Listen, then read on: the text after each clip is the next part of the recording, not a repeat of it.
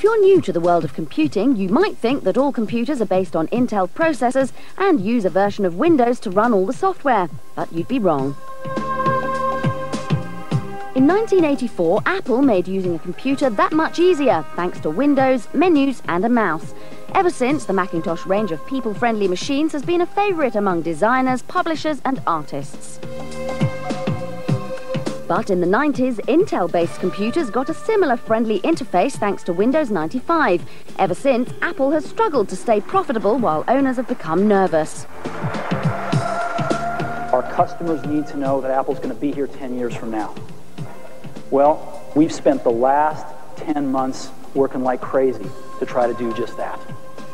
And that means making a computer for cost-conscious families, not high-paying professionals. This is iMac. We are targeting this for the #1 use that consumers tell us they want a computer for, which is to get on the internet. It's still a Macintosh that claims to have a Pentium-beating processor at its heart, but it's supposed to be fun. A translucent casing makes it possible to see inside it. The mouse lights up, and it's all in one unit. So the question is, with the right software and the right price, will people buy the iMac instead of a different type of PC? If they do, iMac's success could help save Apple. If they don't, how long will it be before beautifully designed computers are a thing of the past?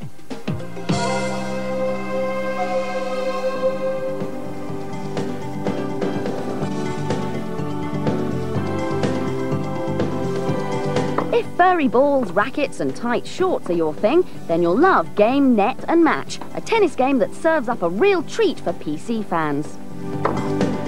By not using motion capture, the programmers have compromised impressive-looking graphics for sheer playability and ball-hitting fun. Besides, how amazing can you make a tennis game look anyway?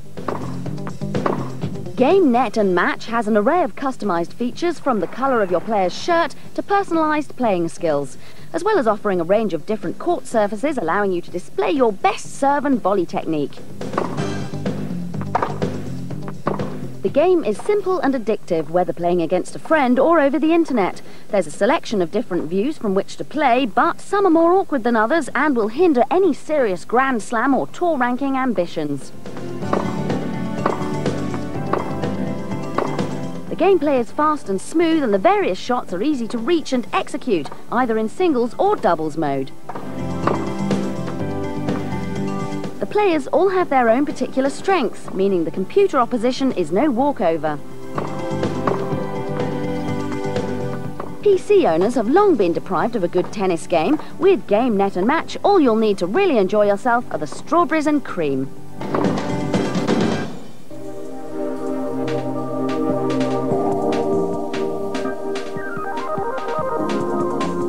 No one knows for sure who invented kites, but more than 2,000 years ago, the Chinese were making fragile designs based on birds, animals and insects. Hundreds of years later, people in Europe began to experiment, and at the Kite Aerial Photography internet site, you can discover how cameras were attached to kites for a whole new view on the world.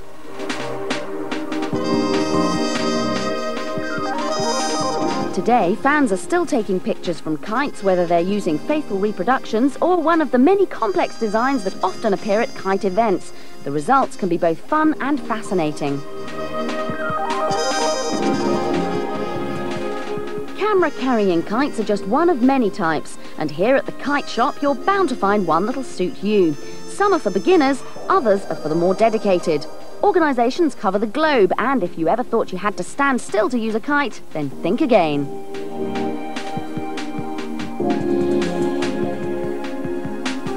All these shapes, flying styles and new terms can be confusing.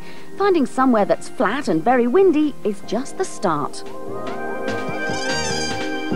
Kite Paradise is one of the many unofficial sites set up by someone whose aim is to make everything about kites fun and simple to understand. If your kite isn't doing what it should, there are plenty of tips on how to recognise and fix problems. The smallest details in knot tying, fabric and elasticity make a big difference. Alternatively, if there's no wind, a digital kite may help you to pass the time.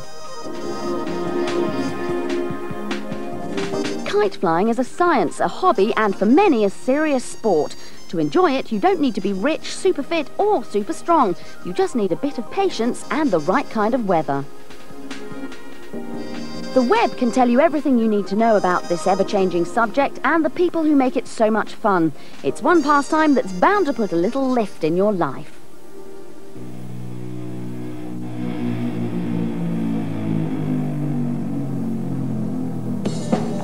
Joining the huge array of combat games on the market is Cardinal Syn, a fighting game that'll appeal to all those fans of fantasy. Each of the 8 available characters are highly original and fun, such as Heckler, the prancing harlequin. The graphics, though, aren't so impressive, as all the fighters seem more amusing than realistic. The backgrounds, though, are detailed and well designed, and contain some rather imaginative interactive objects. These include small channels of lava that can burn you, patches of toxic waste, and mining carts that run you over. To help you overcome your opponent, you can gain power-ups by smashing any of 3 boxes in each arena. Find the magic sword, for instance, and your attacks will become far more damaging. Collect all 3 items and you'll become virtually impossible to beat. As in Soul Blade, every character has a special weapon, from long swords to golden birds. Although many moves are available, you really need only 2 basic attacks to defeat your opponents. So, as each battle can be won quickly, the game is a little too easy to complete. Cardinal Syn is great fun to play and offers something slightly different from most games in this genre. Don't expect to be playing it for too long, though.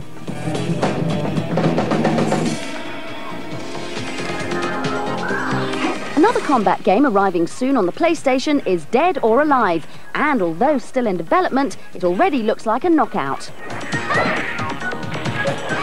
With a large choice of bouncy characters and some rather cool special moves, Dead or Alive certainly seems to be swinging in the right direction.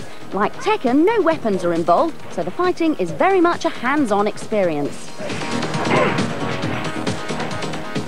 Graphically, each competitor looks and feels both solid and well-rounded. As every character has very different skills and techniques, keeping abreast of all the various fighting styles can be quite testing. The female characters in particular can be difficult to control, but you'll soon start mastering those tricky combinations. The gameplay is fast and frantic, especially on the harder levels, and the sound effects are already intense and explosive.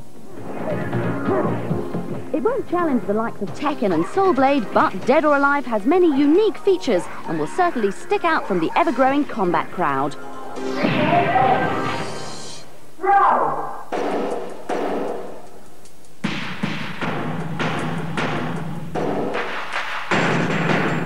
The internet's full of information, but finding the truth can be a nasty surprise.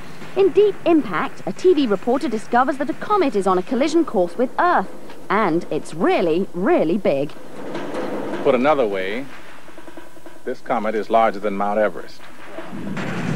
And so the special effects problems begin, as 4 teams were asked to create models and digital simulations of the comet's arrival. It's coming up fast. ILM, veterans of the Star Wars series, built the modified space shuttle that attempts to land on the comet.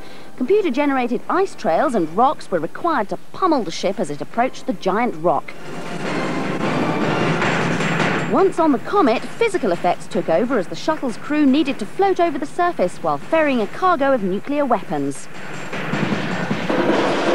Careful use of wire rigs to fly the actors around and digital wire removal in post-production gave the illusion of a low-gravity environment. However, when impossible stunts were needed, a computer-generated astronaut took over. Unfortunately for our heroes, the asteroid only breaks into 2 pieces, and now they're both heading for Earth. Instead of hitting Earth straight on, the first comet flies over the United States before striking the ocean.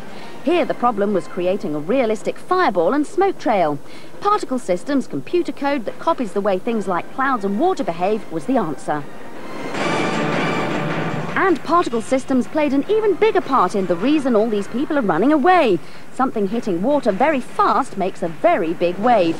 Water is one of the most difficult things to simulate. The physics involved are incredibly complex, And since James Cameron's movie The Abyss, nothing like Deep Impact's immense scale has been attempted.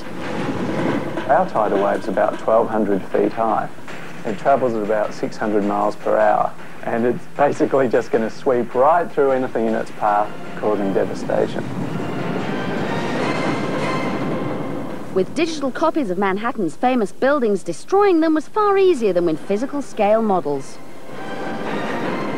That was the first comet, but there's one more to come, and there's no water to stop this one.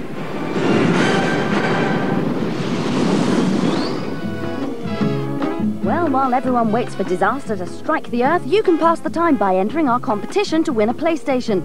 Just do it before that comet hits. Hopefully you'll join me next time, and until then I'll leave you with the cute but mischievous